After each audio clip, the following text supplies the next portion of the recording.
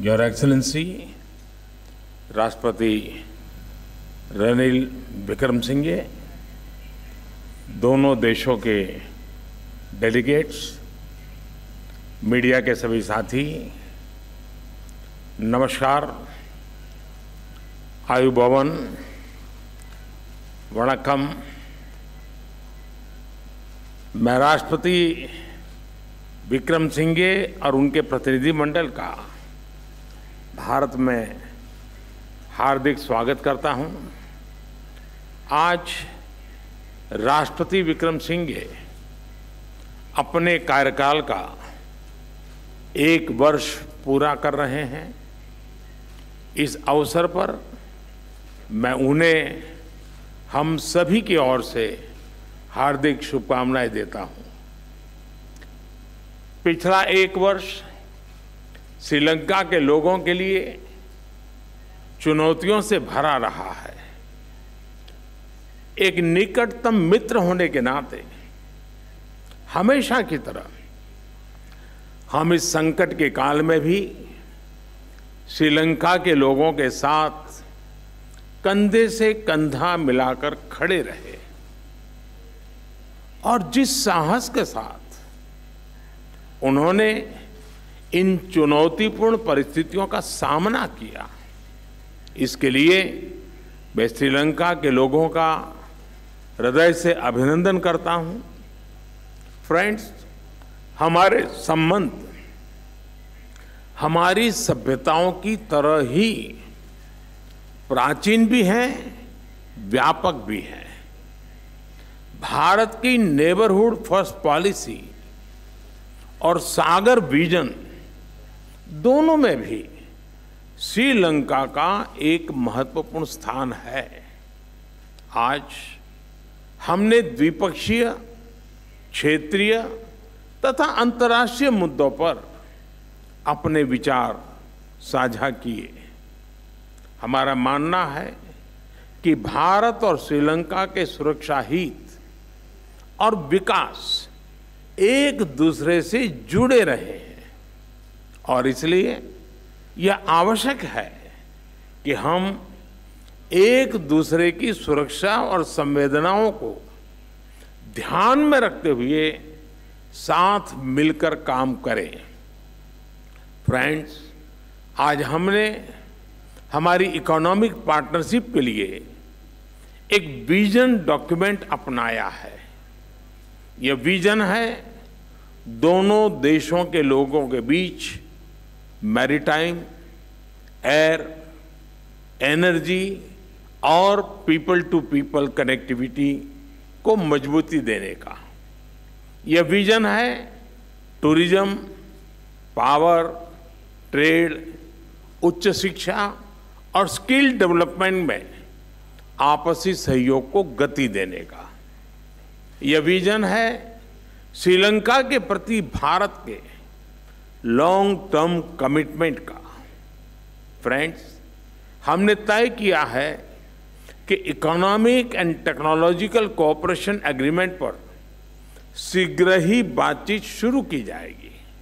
इससे दोनों देशों के लिए व्यापार और आर्थिक सहयोग की नई संभावनाएं खुलेगी। हम भारत और श्रीलंका के बीच हवाई कनेक्टिविटी बढ़ाने के लिए सहमत है।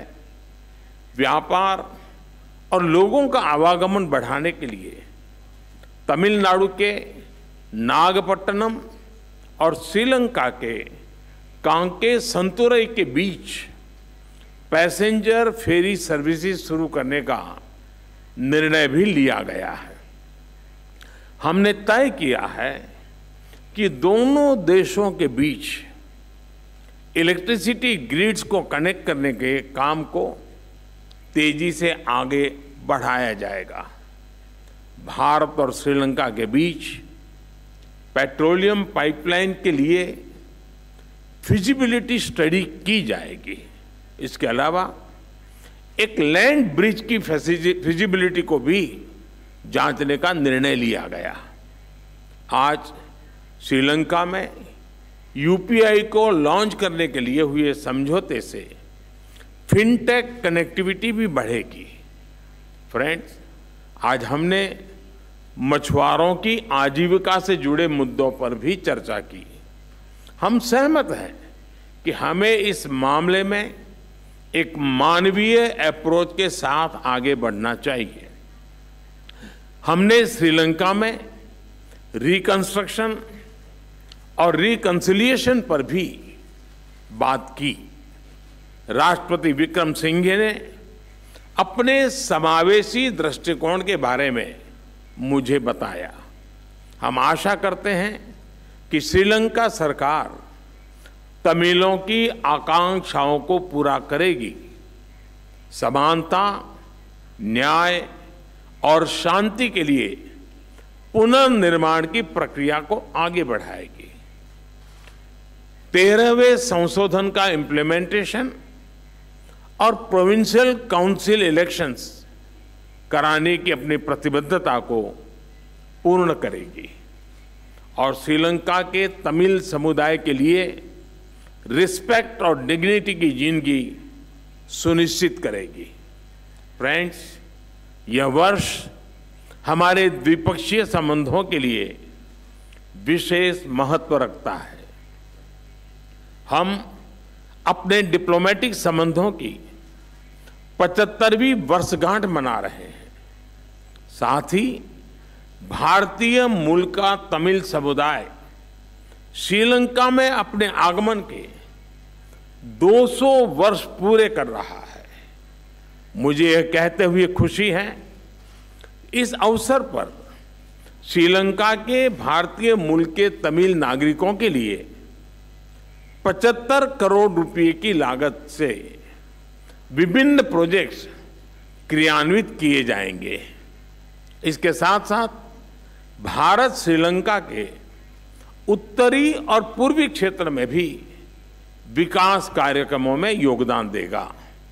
एक्सेलेंसी, एक स्थिर, सुरक्षित और समृद्ध श्रीलंका न केवल भारत के हित में है, बल्कि पूरे इंडियन ओशन रीजन के हित में है।